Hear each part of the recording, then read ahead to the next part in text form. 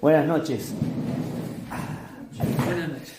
Algo nos habíamos saludado, pero no mucho. Hoy la verdad que estaba terminando de pensar a la tarde qué compartir, porque tenía otra cosa para compartir entre este jueves y el jueves que viene. Hubo un error en la lista y me puse 2 jueves seguidos.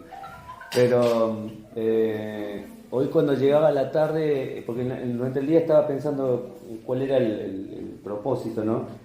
Y terminé inclinándome por el capítulo 44 de Isaías, y quiero que abras en ese lugar, porque es uno de los capítulos en el cual, dentro de la historia del pueblo de Israel, el Señor le habla a su pueblo con el sentido de volver a reforzar lecciones.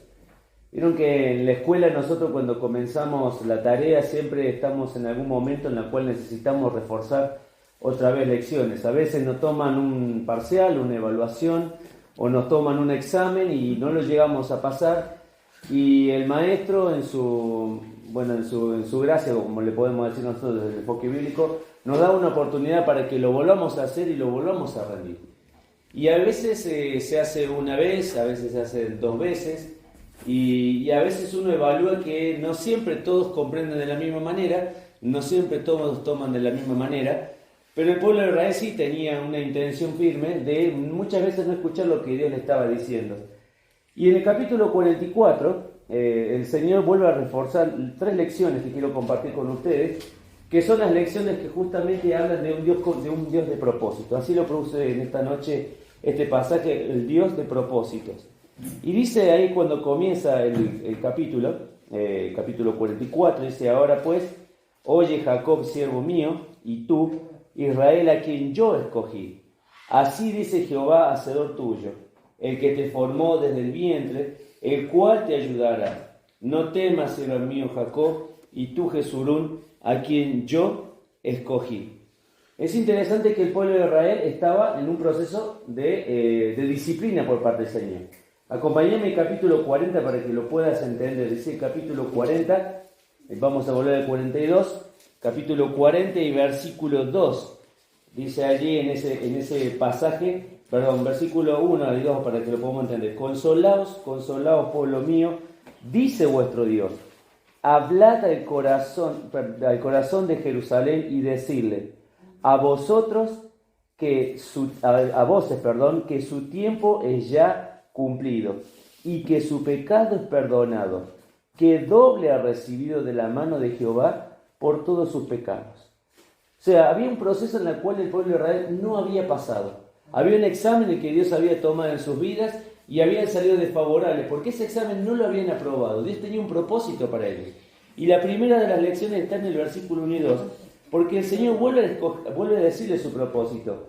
Ahora pues, oye Jacob, siervo mío, Israel, a quien yo escogí, tú hacedor, dice a continuación en el versículo, y el que te formó.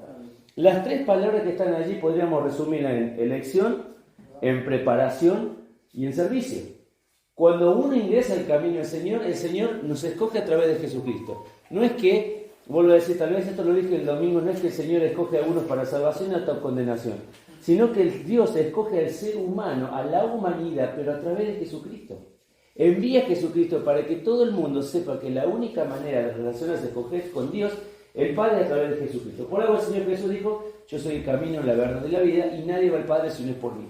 No existen religiones, no existe un conjunto de religiones o un conjunto de pensamientos de buenas intenciones o de buenas acciones. Existe un solo camino para acercarse a Dios. Y ese es el propósito que Dios quería remarcar en el pueblo de Israel. Hay una elección. La elección de Dios es escoger a la humanidad a través de Jesucristo. Porque de tal manera, dice la palabra de Dios, amó Dios al mundo que dio Jesucristo para que todo aquel que en él cree no se pierda. Dios quiere relacionarse con ese ser humano. Es el ser humano el que escoge muchas veces alejarse de ese propósito. Entonces Dios escoge. La segunda de las cosas que dice ahí, Dios prepara, dice formador tuyo. Esto lo vimos el otro día con respecto a la palabra de formar, que tenía que ver con aquel que cortaba ciertas piezas con la madera para formar. El ejemplo que pusimos el domingo fue hacer una mesa. Pero uno se puede poner a pensar que un montón de cosas puede construir en su casa. Pero para esa construcción necesita un proceso de formación, cortar la madera, elegir la madera, que esté estacionada, que esté bien pintada, que esté bien pulida, que esté bien pegada, que sea una madera que no se retuerza en el momento de trabajar. Hay un proceso de formación y preparación ¿para qué? Para que cumpla el propósito de cuando se ensamblen todas las partes, tengamos una mesa, tengamos algo que cumple una función, tengamos algo que nos sirva para el propósito de la vida. Y Dios decía, yo soy el formador tuyo, yo te estoy formando. Desde el momento que el pueblo de Israel fue sacado de la tierra de Egipto, el Señor que dijo, yo te traje por el desierto para probarte, para mostrarte qué había en tu corazón. O sea, si habías, dice, de obedecer las cosas que yo te estaba diciendo. Y ese es el proceso de formación que todo cristiano pasamos. El proceso de la obediencia, de la fidelidad, del compromiso, del saber que somos personas reales en Cristo Jesús. La última vez que nos veíamos con los chicos y que hablamos ayer en el encuentro de varones, hablábamos de que nuestra vida muchas veces se torna como una vida carente de consistencia. Y justo ese día que habíamos llegado al lugar donde fuimos, habíamos visto que había una helada, pero en el momento que salió el sol, esa helada se levantó y la tierra se secó. Fue tan poquito la helada que no tenía consistencia en sí misma. Y a veces nosotros no pasamos la prueba porque muchas veces no hay consistencia en nuestra vida. Nuestra vida es una vida endeble. Somos endebles, sí, pero no muchas veces buscamos satisfacer esa debilidad en el poder del Señor. El Señor nos hizo débiles, pero para que lo busquemos y dependamos en Él. Ahora, la segunda cosa que dijimos aquí era, dice, formador tuyo. Y la tercera de las cosas está en el versículo 21, que no lo leí, pero que está relacionado con este. 44:21 dice, acuérdate de estas cosas, oh Jacob, e Israel, porque mi siervo eres, yo te formé, siervo mío eres tú, Israel, no me olvides. Y la tercera de las cosas que tiene que ver con este día de propósito es que Dios nos quiere en el servicio. ¿Saben cuál es el mayor obstáculo, como hablábamos recién de la falta de consistencia? De que muchas veces nos quedamos con la salvación que Cristo nos dio. Nos quedamos en el primer paso. El primer paso es reconocer que soy pecador, reconocer que necesito a Jesús, que necesito un Salvador, que necesito relacionarme con esa persona y que el único que puede satisfacer la demanda de Dios es Jesucristo. Primer paso, reconocer a Jesucristo. Segundo paso, entrar por la escuela del Señor. Y esa escuela puede llevarnos a un montón de cosas. Puede llevarnos a enfermedades, puede llevarnos a momentos de prueba, puede llevarnos a momentos de soledad en el desierto, a momentos de necesidad. Pero en todos esos lugares el Señor siempre nos está probando a nosotros.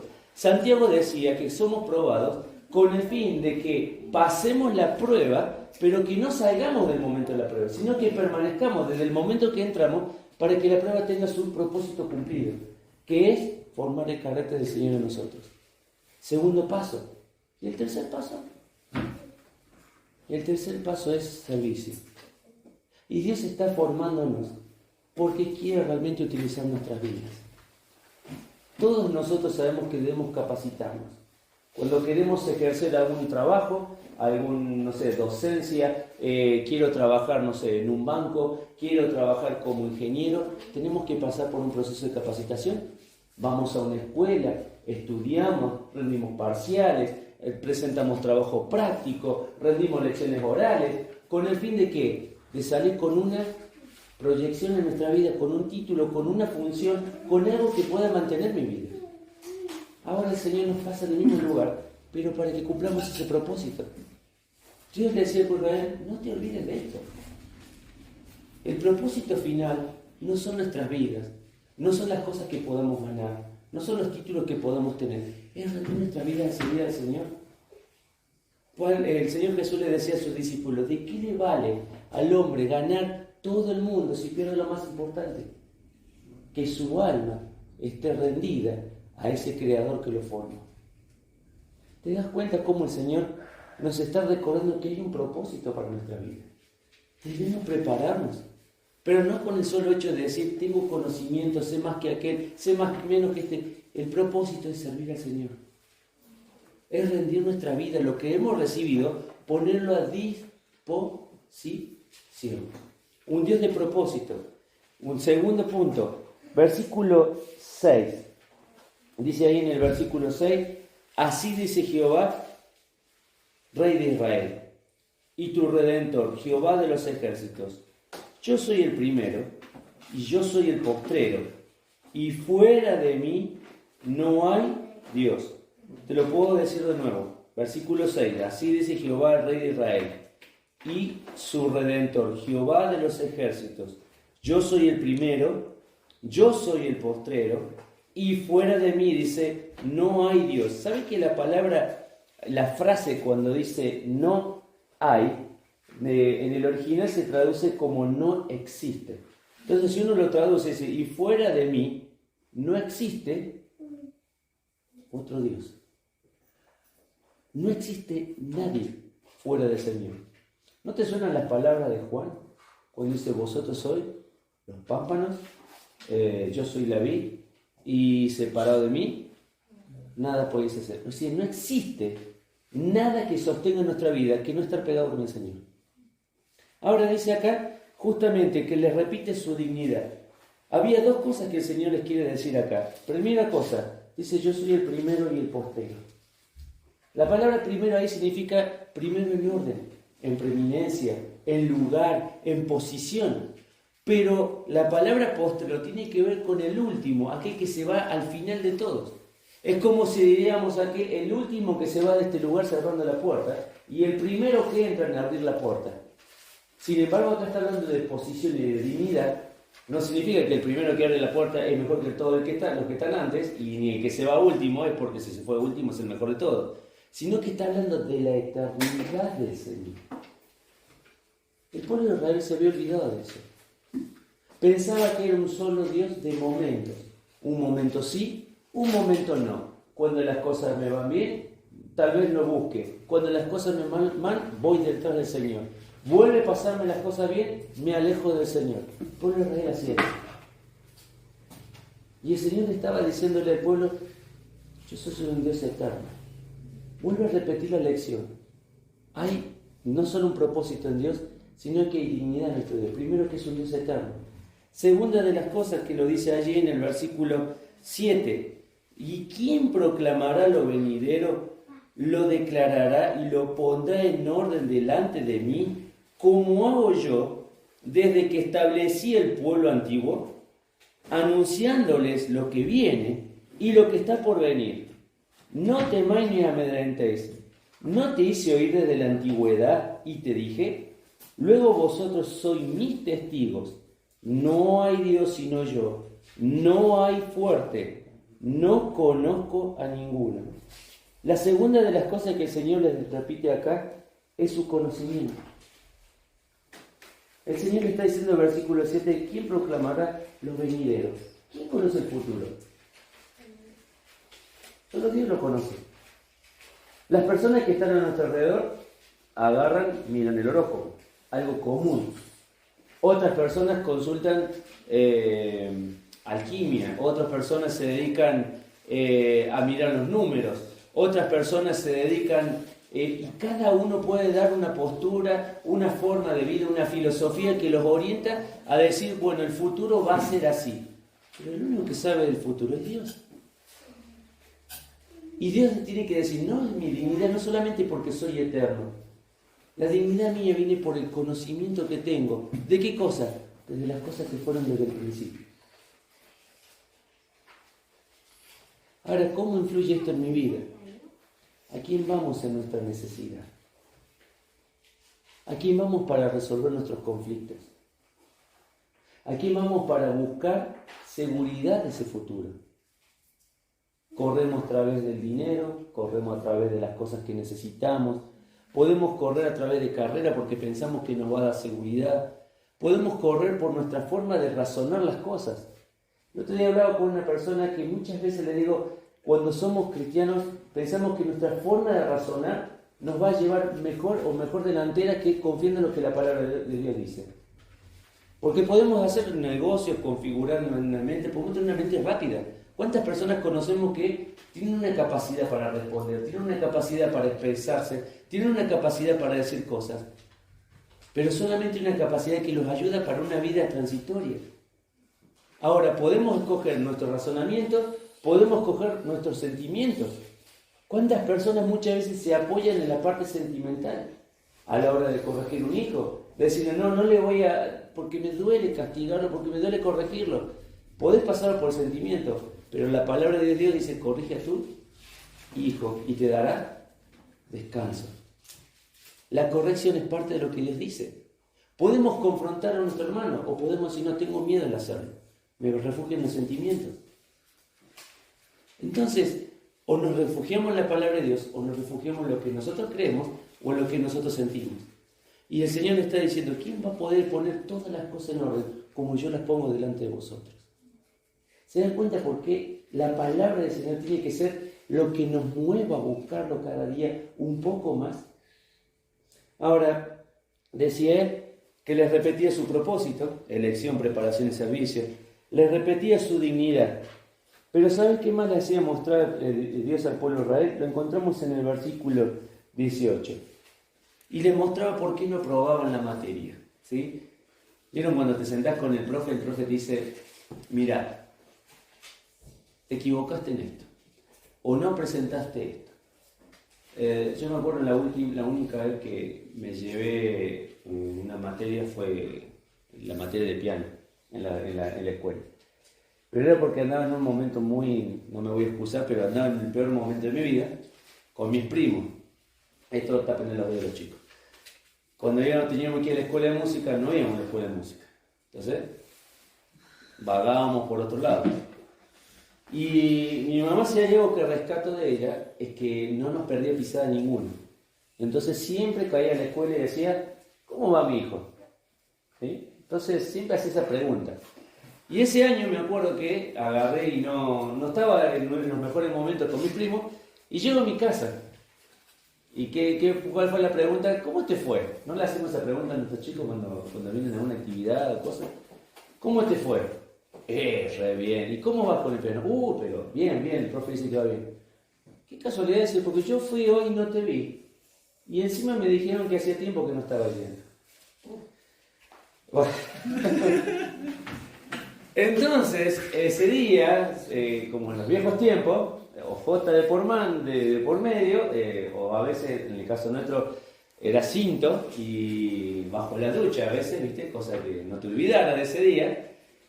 Y es el momento que ese año me llevé la materia. Y cuando voy a hablar con el profe, me dice el profe, ¿sabes por qué te desaprobó? Me dice, no sé, le digo yo, con esa cara de yo no fui, ¿viste? Porque faltaste un montón de tiempo, dice.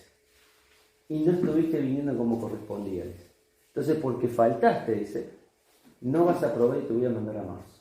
Ahora, siempre el Señor tiene algo para decirnos qué es lo que debemos cambiar. Tal vez si hubiera cambiado de pensar en ese momento y hubiera dicho, no, estoy haciendo mal las cosas, hubiera probado y no me lo hubiera llevado. Y Dios dice al pueblo de Israel, versículo 18, no saben ni entienden porque cerrados están sus ojos para no ver y su corazón para no entender. Lo vuelvo a leer de nuevo. No saben ni entienden porque están cerrados sus ojos para no ver y su corazón para no entender. Aquí estaba el error del pueblo de Israel. Y la palabra ahí cerrar significa sagar, que significa poner, clausurar o aprisionar. Es como si nosotros pusiéramos una faja en la puerta y dijimos, aquí no se puede entrar. Y lo que le estaba diciendo Dios al pueblo de Israel, ¿saben por qué no entienden mi propósito? ¿Saben por qué no pasan el examen? ¿Saben por qué no me tienen en cuenta? Porque cerraron sus ojos para entender, sus ojos para oír y su corazón para entender. Ahora, yo te hago una pregunta a vos, y me la hago a mí. ¿Cuántas cosas el Señor nos ha marcado que debemos dejar? Y todavía no las dejamos. ¿Cuántas cosas que hemos cerrado nuestros ojos que el Señor nos está mostrando? Decir, esto es lo que quiero que hagas para tu vida, y nosotros seguimos corriendo la mirada hacia otro costado. ¿Cuántas cosas el Señor nos está diciendo, tenés que dejar esto que obstaculiza tu vida, y seguimos en ese lugar jugando con la misma cosa o sosteniendo una vida en la cual nadie sabe, pero Dios está viendo y está diciendo lo que nadie ve, yo sí todavía lo veo? Pero qué cosas el Señor nos está mostrando en su palabra que debemos dejar y no lo hacemos. Dice acá dos cosas que no entendía el pueblo de Israel. Primero, no entendían el mensaje. El mensaje es que Dios tenía un propósito. Dios tiene un propósito con nuestra vida. Tenemos que prepararnos para ello y poder cumplirlo. Y segunda de las cosas, no entendían que Dios era un Dios de dignidad. Miren lo que dice el versículo 9, en el mismo capítulo 44. Los formadores de imágenes de talla, dice, todos ellos son vanidad y lo más precioso de ellos para nada es útil. Y ellos mismos son testigos para su confusión de que los ídolos no ven ni entienden. ¿Quién formó un Dios? ¿O quién fundió una imagen que para nada es provecho? He aquí que todos los suyos serán avergonzados, porque los artífices mismos son hombres. Todos ellos se juntaron, se presentarán, se asombrarán y serán avergonzados a una. Y comienza diciendo cómo hacen el trabajo. Perdieron la dignidad de quién era Dios. Por cerrar nuestros ojos, perdemos de ver quién es el Dios que nos llama. ¿Quién es el Dios que nos forma? ¿Y quién es el Señor que nos llama a servir? ¿Cómo está nuestra vida? Hace un tiempo atrás, como motivo de oración, veníamos orando para hacer una iglesia bíblica, una iglesia despierta, una iglesia que cumple su propósito aquí en Villa de la Angostura, donde el Señor a cada uno de nosotros nos ha traído. Pero después surgió otro motivo de oración, que yo no sé si vos seguís orando, pero yo sigo orando. Pero cada uno de nosotros somos llamados a discipular. Dios te está preparando con la palabra. Dios te está formando en el carácter. Pero Dios no quiere que te quedes en ese lugar. Debemos pasar a la siguiente generación lo que hemos recibido de la mano del Señor. Por eso, ¿estás orando por esto? ¿Estás orando por un discípulo? Tal vez el discípulo esté acá. Tal vez el discípulo no esté acá. Tal vez el discípulo esté afuera. Esperando que salgamos con el mensaje del Evangelio para que esa persona tenga la oportunidad que vos y yo tuvimos. La oportunidad de escuchar que hay un camino distinto en el mundo y se llama Jesús. Por eso te invito a que piensen en tu vida, ¿en qué estamos cerrando los ojos? ¿Vieron cuando decía el Señor Jesús, los discípulos decían, Señor, miraban los campos y decían, no es tiempo? Sí, el Señor decía, es tiempo. Los campos están para la siega. Abramos los ojos, porque hasta que no contemplemos quién es nuestro Dios y qué es lo que quiere de nosotros, no podremos cumplir con aquello que tenemos por delante, que es lo más preciado. A veces ponemos excusas, decimos un montón de cosas, pero sabemos en el fondo que lo más preciado es trabajar en la vida de otra persona. Trabajar en la vida de otros. No vamos a llevar más nada que aquello que hemos de dar a través de lo que hemos recibido de la palabra de Dios. Vida a aquellos que necesitan vida. Vamos a terminar y a recordar que este es un Dios de propósito y que podamos rendir el examen. El examen que el Señor nos llama a todos nosotros a vivir todos los días. El poder preparar a la siguiente generación, a los siguientes que vengan detrás de nosotros. Padre, te damos gracias por este día, por darnos, Señor, este privilegio como pueblo, como hijos tuyos, el estar reunido en este lugar. Señor, cuánto nos hace falta prepararnos con tu palabra, preparar nuestro carácter, dejarnos formar, Señor. A veces luchamos como el barro, como decía muchas veces el pueblo de Israel, cuestionaba cómo lo hacía el Creador, el Hacedor. Pero sin embargo nosotros, Padre, somos llamados a reconocer que tú tienes un propósito y como dice Filipenses, así como lo empezaste lo vas a terminar. Señor, te rogamos por nuestras vidas, para que seamos esos instrumentos. No nos olvidemos que tú eres un Dios de propósito. No nos olvidemos que tú eres un Dios de misericordia y de segundas oportunidades. Y aunque muchas veces nos damos con el examen, tú nos das una oportunidad más de rendirla. Padre, ayúdanos a dejarnos formar y preparar para realmente ser útiles en tus manos. Te rogamos por los que están a nuestro alrededor. Te rogamos para que podamos discipular la vida de las personas. Que no nos olvidemos del objetivo más grande que tú nos has dado, comunicar la verdad de Cristo.